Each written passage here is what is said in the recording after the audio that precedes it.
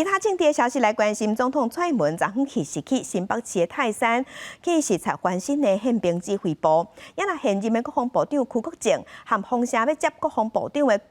顾立雄拢有陪同。另外，即马嘛风声外交部长吴钊燮会回任国安会的秘书长，外交部长会改换总统府秘书长林佳龙来接。也让吴钊燮昨昏伫立法院一直强调讲，外交的工作伊会做到任期的最后一天。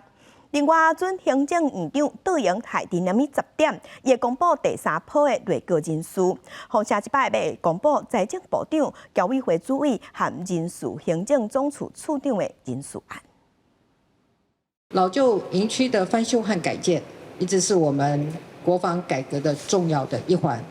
这些年来，我们透过推动新安专案来改善我们营区的生活环境。那么，因为有更好的生活品质，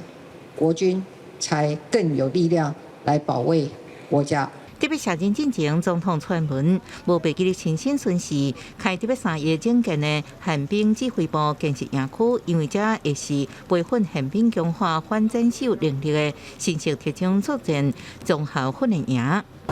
顾明，你今天是来见习吗？国防部长开始进行交接了吗？陪伴总统的国安会秘书长顾立雄、国防部长邱国正互动备受关注，因为风声无清点510就任总统了后，国安团队延续串门路线，暗过因素大风吹，由顾立雄转任国防部长，加做国军第7位文人部长。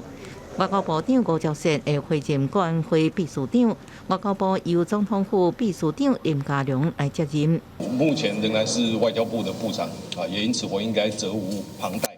那也要心无旁骛的把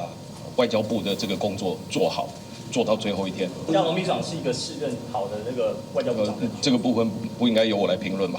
对风声不愿去讲，吴钊燮强调会将外交工作做到最后一天，因为选去510就职典礼，爱接待来自各国外宾的庆贺团。友邦国家参与的那个状况非常的踊跃，还要从其他的单位，甚至是从海外调回那个可以支援的这个人力。目前从海外来的这个团数